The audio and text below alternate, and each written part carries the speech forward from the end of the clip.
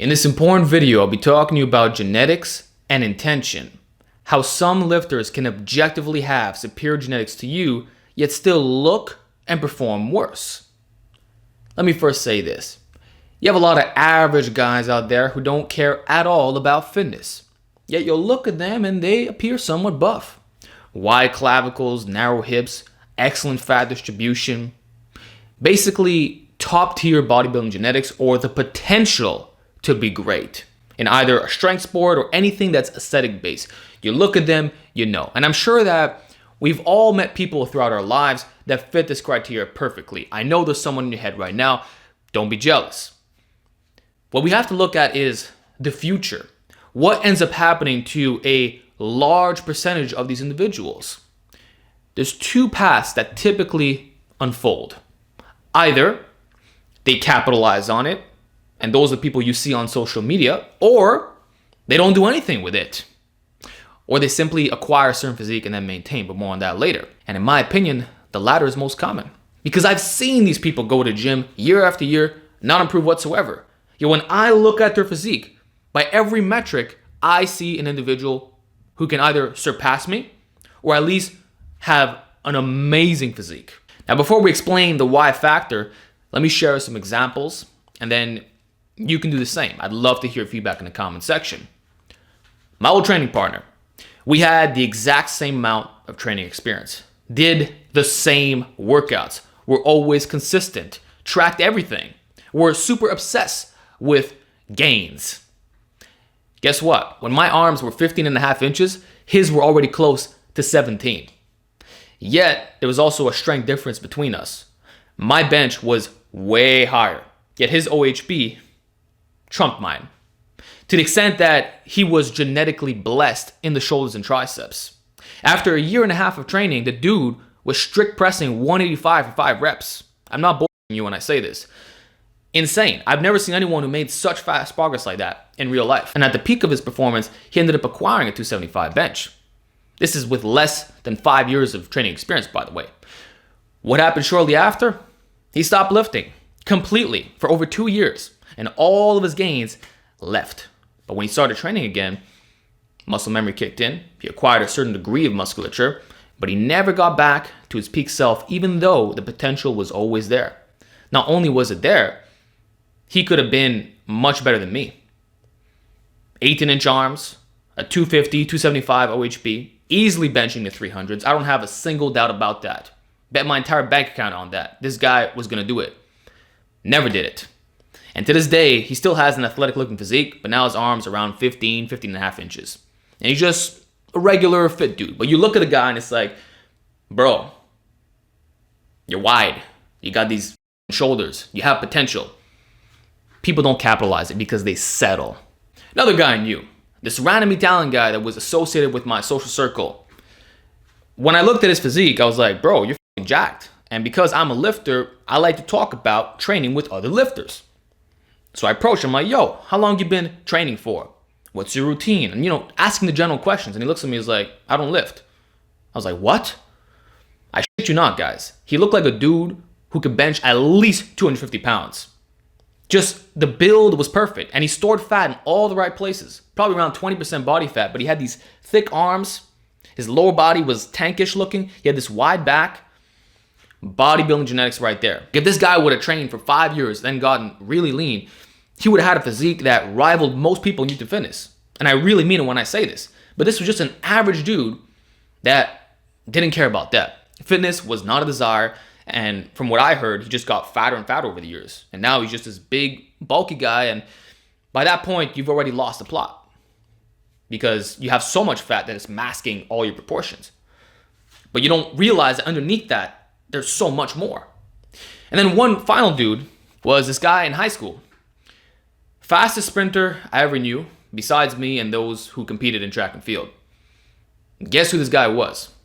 A Halo nerd who would eat fucking poutine and Doritos.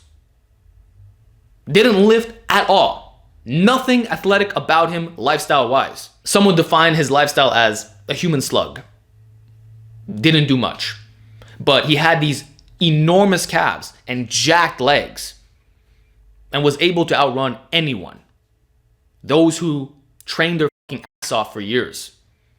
And guess what? He never ended up competing or taking that potential to another level. The guy was just so lazy and completely disinterested in fitness.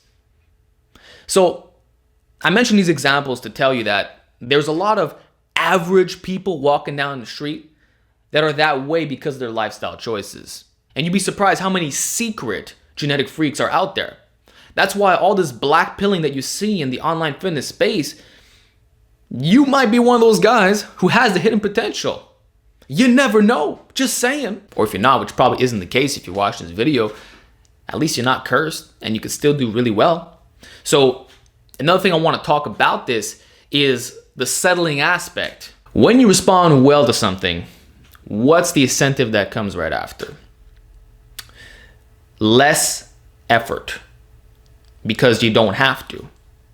You don't have that drive, the feeling of being compelled to do something because you're responding well to your workouts. You have no problem gaining muscle, losing weight, getting shredded. Your leverages are great. You got these nice full muscle bellies, fat distribution on point. You start to get lazy. Whereas the guy who is just average, he's thirsting for those results. And he's going to give it his absolute 100% maximum effort every single time. It's more of a desperation type of act.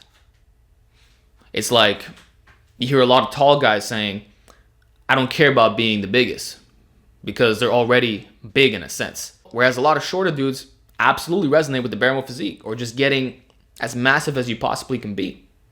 If you can't get taller, you'll get wider. That's what Greg Valentino used to say. It's all about the psychology. So depending what your starting point is, that will dictate the path you take. But it has nothing to do with some genetic limitation or anything that's physiological. It's purely a drive, motivation related issue and just having simple goals. And what I see in many of these genetic freaks is first of all, they're not fitness guys, right? So when they watch a Hollywood movie and they see these actors, that's usually what they want to look like. And they can typically get there in about a year's time of training, maybe 2 years tops. And so what happens immediately after? They don't care about getting a 500-600 pound squat, benching 315 or more. They might be in the 200s and they already have the aesthetics. So they're happy. And therefore, there's no need to put in additional effort. Not only is it easy for them to get that physique and maintain it, but the incentive is literally inexistent at this point because their standards are different from ours. So oftentimes, and I must emphasize how common this is, you'll have someone with exceptional genetics that hits a certain level, maybe 45% of what they're capable of, but because they themselves enjoy that type of physique and performance, they just stop right then and there. Maintain for life or for many years to come. Because let's keep it real, most people aren't fitness junkies, which includes those who are a little bit blessed.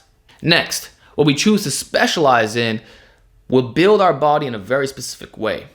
I would compare it to an MMORPG in which there are certain skill points that you can allocate to a talent tree, but that by going down one path, you can no longer maximize the other facet of the tree. This is how it works when you choose to compete in a given sport, in most cases. So let's say your interest is street lifting, by which weighted pull-ups and dips are your foundation. That is all you care about. Is there a desire to maximize your lower body performance? Probably not, unless the squat is a part of that competition. But I think you can go and just do the dip and the pull-up, which is what most people do. So what you'll often see is a guy who can weighted dip 250 pounds. I want you to think about how massive of a number that is. 250, bro. Who cannot squat 405. You would think that's absurd, but it's true. Happens all the time. Or a guy can do weighted pull-ups with his body weight or more, yet his deadlift isn't even elite. Why? Well, the deadlift is mostly glutes and hamstrings and the spinal erector strength, as well as other little areas. But if you're lagging in one part of your body to compete in a certain sport, I mean, there's pros and cons. There's a trade-off here. And that's pretty much what we're seeing. But then even if we compare our upper body performance to common exercises, you still might not be the best due to specificity of training. So if you can do 5 plate weighted dips, yes, you're absurdly strong, probably as jacked as you'll ever want to be in the chest, shoulders, and triceps. But that doesn't necessarily mean you can bench 4 or 5. Probably going to be above 315, maybe 315 to 350, but that 4 plate mark requires very specific training. And that's why powerlifting or just bench press specialization is going to give you the advantage here. But it has nothing to do with genetics. Put it like this, if you can do weighted dips with at least 5 plates, you probably have the genetic potential to bench 4 or 5. Yet a lot of these people don't get a 4 or 5 bench. So then we have to ask why? Because of intention. It's just like the powerlifter who can deadlift 700 pounds but can't do weighted pull-ups with 100 pounds. Or the strength athlete who has puny biceps because maybe they don't help his sport that much other than injury prevention. So he's not going to maximize the muscle size, and therefore he might have these really big triceps, but the front there's just nothing. So when he does a bicep flex, it just looks pathetic. But none of these things have to do with any type of physical limitations. It's purely specificity and intention based. Anyway, what's another factor that can mask genetics in the online fitness space? Drugs. You'd be surprised, but there are a lot of fitness influencers who don't really have that much better genetics than you. The reason why they look like that is drugs. And they do downplay the effectiveness of it. Yes, they do, all right? We've gone over this in the past. If they had the natural potential of benching 350, but now they up the dose significantly and consequently put a great deal of muscle mass. Now they look like shredded aesthetic gods, right? They're benching in the 400s. You might look at those dudes and say, oh, damn, they have exceptional genetics. But really, they just responded well to the drugs. Because if they weren't on that stuff, maybe after 10 years of training, you too would have a similar bench press and physique, which is what we see 9 out of 10 times among real naturals on this platform. We don't look that different, and the strength tends to be on a certain relatable spectrum. Whereas drugs is literally the X factor that distorts your perception. That's why I'm always saying it's not a good idea to listen to much of these individuals unless they're the exception with really, really good advice, but I rarely see that. And if I do, I'm going to mention who those people are, as well as being the best version of you, not even comparing yourself to these individuals. But basically, they made a decision. They were average just like you. But then with the intention of becoming enhanced, they elevated their physique to a certain status, and now you look at them and think, oh, genetics. That's the wrong conclusion. And fake natties are absolutely to blame for this. So just a little something I want to throw in there. Most of you probably don't have anything wrong with you. You're just comparing yourself to a bunch of fake Reuters. Which leads me on to the final point of this video. When you listen to them and train like a fake natty. I'm generally unimpressed by the routines these people promote. It tends to not focus on the basics while being far too high in volume, fluff exercises, and just not getting stronger. And the truth is, 95% or so of lifters are novices for life. So what they need is beginner advice, or at least a beginner novice program that specifically caters to their needs. Not train like an IFBB pro getting ready to go on stage, or just a roided out bodybuilder in general. So when you run programs that aren't designed for you, maybe they're too advanced or simply work better for those who are enhanced, what do you think's going to happen? Your results are going to be so subpar that now the immediate conclusion is, oh, I have bad genetics. When in reality, it's not your fault.